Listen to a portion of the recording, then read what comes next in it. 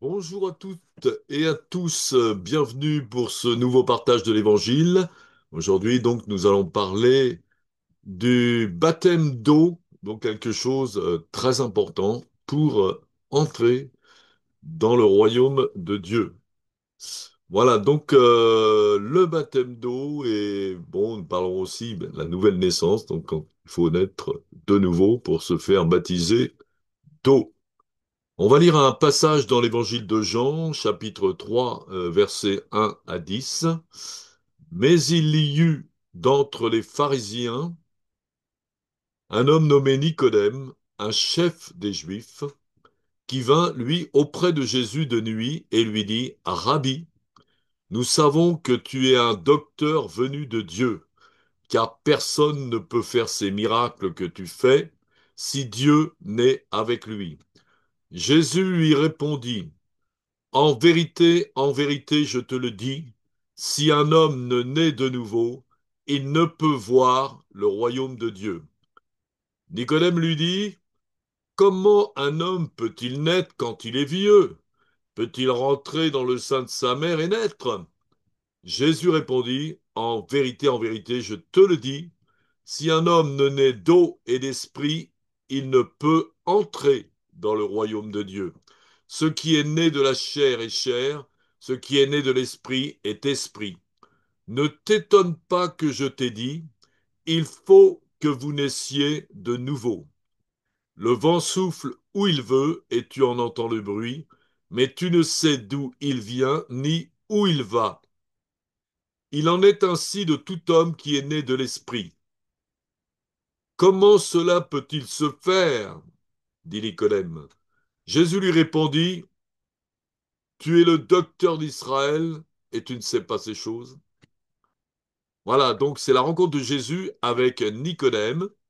Alors, qui était Nicodème? Eh bien, dans le texte, on nous explique que c'était un pharisien, donc un homme religieux, hein. Il était même donc quelqu'un de très haut placé, puisqu'il était, Jésus l'appelle le docteur en Israël. Donc, c'était quelqu'un de très calé sur toutes les Écritures, qu'il connaissait bien. Voilà, et les pharisiens, contrairement aux Sadducéens, croyaient dans les miracles, hein, et dans les esprits. Donc, Nicodème, selon sa logique, eh bien, il pensait que Jésus venait de la part de Dieu, puisque Jésus faisait des miracles. Et personne ne peut faire des miracles si Dieu n'est avec lui, comme le dit Nicodème.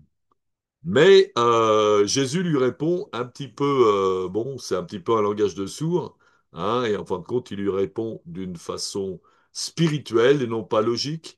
Il lui dit que qu'il doit naître de nouveau. Voilà. Alors, en fin de compte, c'est nous devons naître de nouveau. C'est valable pour tout le monde, hein. Si c'est valable pour un théologien de haut rang, ben c'est valable pour n'importe qui. Hein. C'est pas parce que vous êtes religieux que vous êtes connecté avec le royaume de Dieu. Il faut une expérience.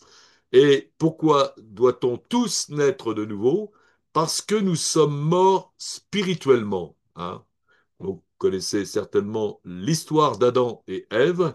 Et c'est l'apôtre Paul qui nous dit dans l'Épître aux Romains, chapitre 5, verset 12, c'est pourquoi, comme par un seul homme, le péché est entré dans le monde, hein, par un homme et par la femme aussi, et par le péché, la mort. Et qu'ainsi la mort s'est étendue sur tous les hommes, parce que tous ont péché. Donc, à travers la désobéissance d'Adam et Ève, le péché d'Adam et Ève, eh bien, nous sommes tous touchés par le péché, parce que sommes tous de la descendance d'Adam et Ève que Dieu avait créé. Et alors, Jésus nous explique comment naître de nouveau. Eh bien, la première chose, c'est en voyant le royaume de Dieu. Voilà. Il faut d'abord voir le royaume de Dieu. Alors, l'apôtre Jean nous l'explique très bien dans son évangile. Donc, on va lire l'évangile de Jean, chapitre 1, et on va s'arrêter au verset 14. Alors, un texte qui est très profond et très éclairant. Donc, Jean qui nous dit, au commencement était la parole, et la parole était avec Dieu, et la parole était Dieu. Elle était au commencement avec Dieu. Toutes choses ont été faites par elle, et rien de ce qui a été fait n'a été fait sans elle. En elle, dans la parole, était la vie, et la vie était la lumière des hommes. La lumière, lui, dans les ténèbres, et les ténèbres n'ont le point reçu. Il y eut un homme envoyé de Dieu, son nom était Jean. Il vint pour servir de témoin, pour rendre témoignage à la lumière, afin que tous crussent par lui. Il n'était pas la lumière, mais il parut pour rendre témoignage à la lumière. Cette lumière était la véritable lumière qui, en venant dans le monde, éclaire tout homme. Elle était dans le monde, et le monde a été fait par elle, et le monde ne l'a pas connue. Elle est venue chez les siens, et les siens ne l'ont pas reçue, mais à tous ceux qui l'ont reçue, à ceux qui croient en son nom, elle, toujours la lumière, a donné le pouvoir de devenir enfants de Dieu, lesquels sont nés non du sang, ni de la volonté de la chair, ni de la volonté de l'homme, mais de Dieu. Et la parole a été faite chair, elle a habité parmi nous pleine de grâce et de vérité, et nous avons contemplé sa gloire, une gloire comme la gloire du Fils unique venu du Père. Donc, d'après ce texte, qu'est-ce que devient quelqu'un qui naît de nouveau? Eh bien, il devient un enfant de Dieu, hein, comme on l'a dit tout à l'heure, quand on l'a lu, mais à tous ceux qui l'ont reçu, cette lumière, cette révélation, à ceux qui croient en son nom, Jésus, elle a donné le pouvoir de devenir enfants de Dieu, lesquels sont nés non du sang, ni de la volonté de la chair, ni de la volonté de l'homme, mais de Dieu. Voilà. Donc comment pouvons-nous devenir un enfant de Dieu? En recevant la lumière, la révélation de qui est réellement Jésus. Et cette lumière, eh bien, c'est aussi la vie qui est dans la parole. Et il faut croire en son nom. Quel est le nom de cette lumière? Eh bien, son nom, c'est Jésus. Jésus qui dit, je suis la lumière du monde. Donc, on a une révélation, il faut une révélation. On a besoin de faire une rencontre avec Jésus, hein, et pour naître de nouveau, avoir la révélation de qui il est, hein. Et qui il est, eh bien, nous l'apprenons dans ce texte. Jésus était au commencement avec Dieu. Il a créé l'univers avec lui. Il était Dieu. Toutes choses ont été créées par lui. Il est la parole de Dieu. Il est la parole faite chair. Il est la résurrection et la vie. Il est la lumière du monde. Il est le Fils de Dieu. Et il est venu en chair dans le monde. Il est aussi le Messie et beaucoup d'autres choses. Voilà. Et il est Dieu, bien entendu. Alors, comment pouvons-nous croire en lui, hein? Eh bien, nous pouvons croire en lui par la volonté de Dieu, hein, comme le dit l'apôtre Paul, la foi est un don de Dieu. Personne ne peut l'avoir par son intelligence ou par sa connaissance, mais il faut faire une expérience. C'est Dieu lui-même qui nous révèle Jésus. Voilà. Donc la foi est un don de Dieu, on trouve ça dans Éphésiens 2:8. Et Jésus dit aussi, nul ne peut venir à moi si le Père ne l'attire. Donc c'est Dieu le Père qui va attirer les gens à Jésus et qui va leur révéler, hein. Donc il ne suffit pas d'avoir une révélation euh, qui vient des hommes, mais il faut une révélation qui vient de Dieu. C'est ça, comme on appelle ça une rencontre avec Jésus. C'est ça qui nous fait naître de nouveau. Donc on va lire par exemple dans l'évangile de Matthieu, chapitre 16, des versets 13 à 17. Jésus, étant arrivé dans le territoire de Césarée de Philippe, demanda à ses disciples, qui dit-on que je suis, moi, le Fils de l'homme? Ils répondirent, les uns disent que tu es Jean-Baptiste, les autres Élie, les autres Jérémie, ou l'un des prophètes. Et vous, leur dit-il, qui dites-vous que je suis? Et Simon-Pierre répondit, tu es le Christ, le Fils du Dieu vivant. Jésus, reprenant la parole, lui dit, tu es heureux, Simon, fils de Jonas, car ce ne sont pas la chair et le sang qui t'ont révélé cela, hein, c'est-à-dire les hommes, la tradition, la religion, mais c'est mon Père qui est dans les cieux. Voilà. Donc, nous pouvons connaître Jésus, rencontrer Jésus, par un miracle, par une révélation de Dieu qui nous montre qui est réellement Jésus. Hein. Celui qui nous révèle Jésus, c'est le Père. Le Père nous révèle la véritable identité de Jésus. Et quand on reçoit cette révélation de Jésus, nous naissons de nouveau et nous devenons un enfant de Dieu. Nous naissons de nouveau car nous avons fait une rencontre avec Jésus. Donc, pour croire en Jésus, il nous faut faire une rencontre avec Jésus. Hein, c'est pas de nous dire Jésus est dans mon cœur. Non, nous devons, c'est une expérience surnaturelle. Dieu va nous donner la foi en Jésus, va nous donner cette révélation. Hein. Bon, beaucoup de gens qui se disent chrétiens, en réalité, n'ont pas rencontré Jésus.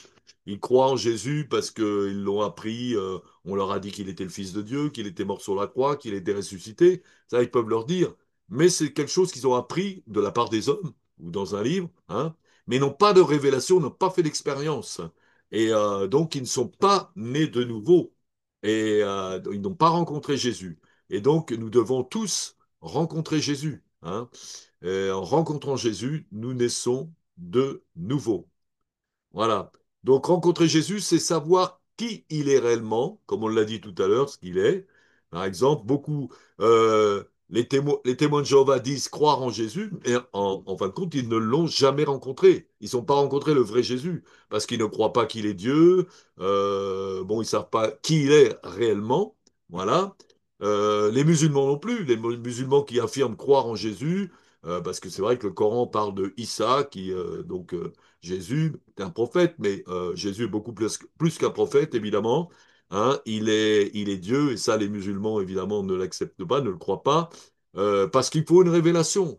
C'est une révélation, c'est pas nous qui peuvent, par notre pensée, notre logique et notre intelligence, découvrir Jésus, mais c'est une expérience, hein, et que nous pouvons recevoir.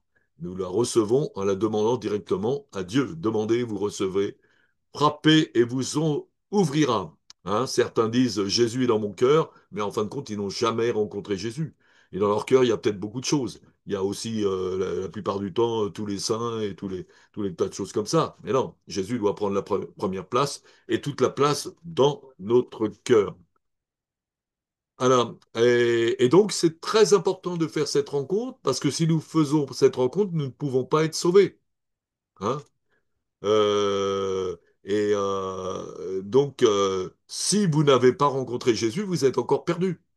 Vous êtes encore. Et si vous mourrez sans avoir rencontré Jésus, vous êtes perdu.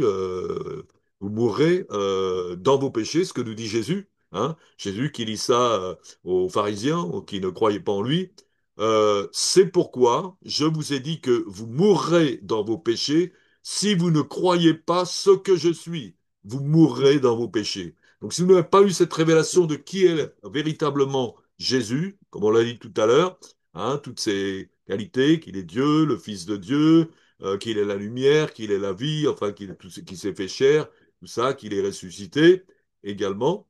Donc, eh bien, vous mourrez dans vos péchés. Donc, c'est capital pour n'importe qui, si vous n'avez pas fait cette rencontre avec Jésus, je ne parle pas d'une information religieuse que vous avez eue sur Jésus, mais une rencontre, une expérience surnaturelle qui vient du Père.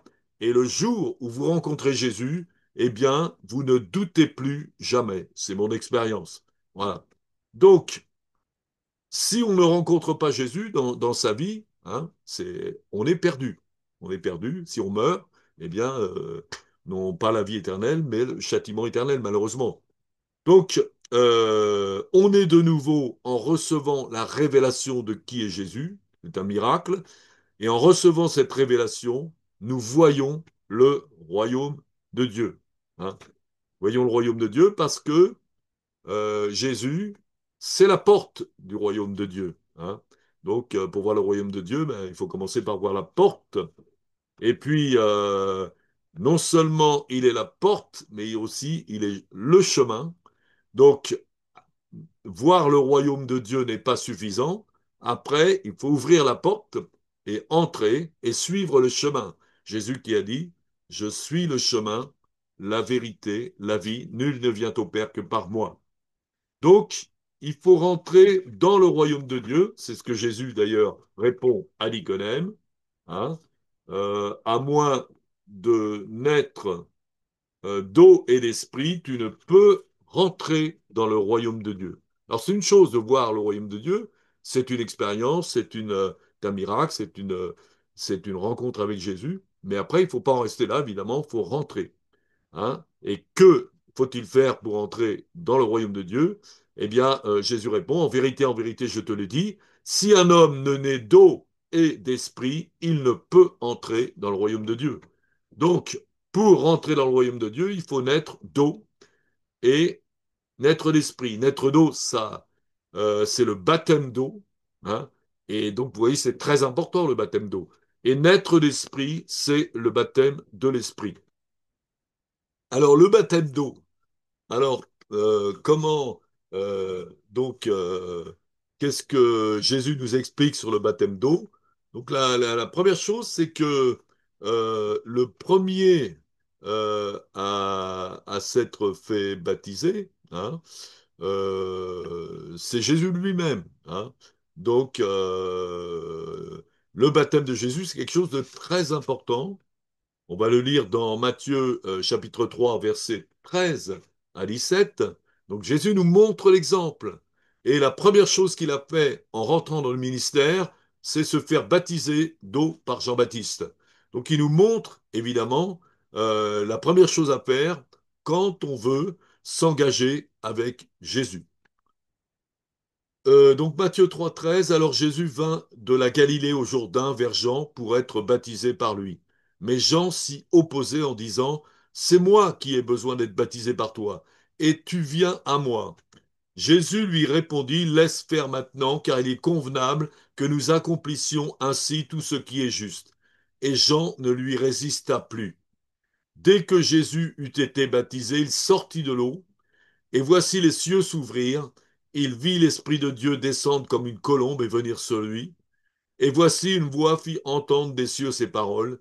Celui-ci est mon Fils bien-aimé, en qui j'ai mis toute mon affection. Voilà. Donc, nous voyons que Jean-Baptiste s'oppose au baptême de Jésus. Pourquoi? Parce que Jean-Baptiste, euh, donc le baptême dont je vais vous parler, c'est pas le baptême de Jean-Baptiste. Le baptême de Jean-Baptiste est pour les Juifs et c'était un baptême de repentance. Donc Jean prêchait un baptême de repentance. Et évidemment, Jésus qui était sans péché n'avait pas besoin de repentance. Mais il avait quand même besoin de se faire baptiser par Jean. La preuve, c'est qu'il l'a fait. Et cet épisode, en fin de compte, représente la première étape dans la vie de Jésus. Et là qu'il quitte son travail de charpentier pour se consacrer au service de Dieu. Donc, que représente ce baptême pour Jésus? Eh bien, un engagement total au service de Dieu, l'abandon de toute sa volonté pour faire la volonté de Dieu et sa soumission au Saint-Esprit, se laisser guider par le Saint-Esprit. C'est valable pour nous aussi. C'est ça que représente le baptême. Donc, le baptême d'eau pour les croyants, eh bien, c'est aussi la première étape de notre vie avec Jésus, après la révélation. Hein. On se fait baptiser d'eau pour entrer dans le royaume de Dieu. Hein. Ça ne sert à rien de voir le royaume de Dieu si on n'y entre pas après. Voilà. On doit le faire parce que Jésus nous le commande. Jésus a dit dans Marc 16, 16, celui qui croira et sera baptisé sera sauvé, mais celui qui ne croira pas sera condamné. Donc, bien sûr, dans ce texte, nous voyons que avant de se faire baptiser, il faut croire. Donc, on se fait baptiser si on a cru, c'est-à-dire si on a reçu la foi en Jésus, la révélation, si on a fait une rencontre avec Jésus, eh bien, c'est le premier acte qui va suivre, premier acte d'obéissance qui va suivre le baptême, la révélation de Jésus. Donc, celui qui croira et sera baptisé sera sauvé. Donc, on voit ici qu'il faut croire avant d'être baptisé, évidemment. Hein. Et souvent, dans la religion, on nous baptise avant qu'on croit. Mais ce baptême n'a aucune valeur, puisqu'on ne croit pas. Hein. Euh, Moi, j'ai fait une rencontre avec Jésus. Quand j'étais de tradition catholique, je me suis fait baptiser quand j'étais enfant. Et puis, j'ai fait par la suite, à l'âge de 28 ans, une rencontre avec Jésus. Et j'ai dit à ma mère, je vais me faire baptiser par immersion comme les premiers chrétiens. Et ma mère m'a dit, mais on t'a déjà baptisé quand tu étais petit. Je dis oui, mais c'est pas moi qui me suis engagé, c'est vous. Tandis que moi, je me suis engagé, bon, pour la bonne raison que je ne croyais pas, et je ne savais pas qui était Jésus. Maintenant, je sais qui est Jésus, il s'est révélé à moi, il est dans mon cœur, et c'est moi qui m'engage, personne ne peut s'engager à ma place. Donc, même chose pour vous, vous avez peut-être été baptisé euh, petit enfant, mais c'est pas ça qui vous fait rentrer dans le royaume de Dieu. Ce qui vous fait rentrer, c'est premièrement de recevoir la révélation de Jésus, d'avoir une rencontre avec Jésus, et ensuite de vous engager par le baptême d'eau, pas trois petites gouttes sur le front, mais un baptême par immersion. Hein. Donc, le terme d'ailleurs baptisé vient d'un mot grec baptizo qui veut dire immerger plongé. Hein. Donc, c'est tout entier qu'on est plongé dans l'eau. Hein. Et Jean aussi faisait ça. Et il disait il baptisait à Hénon, près de Salim, dans le Jourdain, parce qu'il y avait là beaucoup d'eau. Voilà. Donc, il avait besoin de beaucoup d'eau pour tremper les gens complètement dans l'eau. Et on y venait pour être baptisé. Bon. Donc, euh, que représente donc le baptême d'eau pour un croyant? Eh bien, on va lire l'Épître aux Romains, chapitre 6, verset 1. Que dirons-nous donc? Demeurions-nous dans le péché afin que la grâce abonde? Loin de là, nous qui sommes morts au péché, comment vivrions-nous encore dans le péché?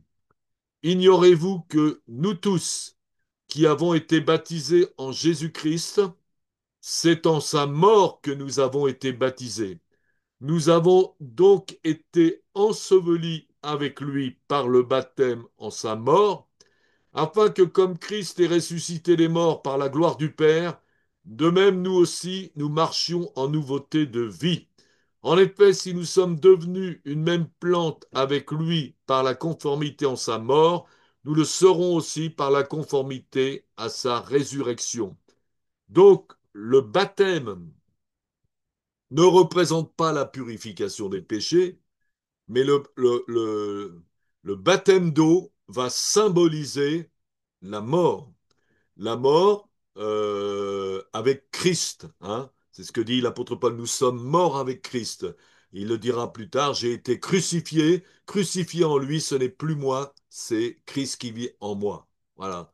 Donc, pour naître de nouveau, le vieil homme pécheur que nous étions doit mourir. Il est mort avec Jésus quand Jésus est mort sur la croix. Et le baptême symbolise notre mort avec Jésus. Donc, c'est pour ça qu'on est immergé totalement dans l'eau. Et ensuite, on ressort de l'eau. Eh bien, là, donc, c'est aussi le symbole de la résurrection. Donc, Jésus est ressuscité, mais nous, spirituellement, nous ressuscitons. Donc l'Esprit de Dieu vient en nous, hein, donc Jésus vient dans notre cœur par son Esprit, et donc, ensuite, eh bien, nous pouvons marcher, nous pouvons être dirigés par le Saint-Esprit. C'est la même chose, hein, donc on voit Jésus s'est fait baptiser, il a été plongé complètement dans l'eau, il est ressorti, l'Esprit est descendu sur lui, et ensuite, l'Esprit l'a conduit. Voilà. Donc, le baptême d'eau nous permet d'entrer dans le royaume de Dieu, nous permet aussi de recevoir l'Esprit et de marcher avec Jésus jusqu'à la fin de notre vie en étant conduit par le Saint-Esprit. Voilà donc toute la signification du baptême d'eau. Voilà, mais que donc je vous engage, vous, premièrement, si vous n'avez pas reçu la révélation de Jésus, eh bien demandez-lui, parlez-lui, parlez à Dieu, hein, Père éternel, j'aimerais que tu me révèles vraiment qui est ton fils Jésus. J'aimerais faire une rencontre avec Jésus et j'aimerais vraiment naître de nouveau avec toi pour devenir ton enfant. Et si vous êtes sincère, si vous êtes humble et repentant, eh bien Dieu va vous faire naître de nouveau, il va vous révéler Jésus et vous allez pouvoir aussi vous engager avec et vous faire baptiser, demander maintenant à des chrétiens qui croient dans l'Évangile, qui croient justement dans ce baptême d'eau dont on vient de parler, et ils vous baptiseront et vous allez vous engager, vous allez recevoir l'Esprit et vous pourrez être conduit par le Saint-Esprit dans une vie nouvelle, vous pourrez obéir à Dieu, suivre Dieu et marcher sur le chemin, qui est Jésus. Voilà. Donc, le baptême d'eau, donc, est le premier acte d'obéissance du chrétien, hein. Ensuite, nous, comme je l'ai dit, nous recevons le Saint-Esprit qui va nous conduire dans une vie nouvelle avec Jésus. Comme Jésus, donc, quand il est sorti de l'eau, après il a été conduit par l'Esprit, il était directement dans le désert pour jeûner 40 jours, et il a combattu avec le diable, et il a été revêtu de puissance à sa sortie, et il a commencé son ministère en faisant des miracles, des signes et des prodiges. Voilà, nous sommes tous censés de marcher comme lui-même il a marché, Jésus, et donc c'est très important pour nous de faire ce qu'il nous a dit, de nous faire baptiser, de nous engager avec Jésus et de nous laisser conduire par le Saint-Esprit.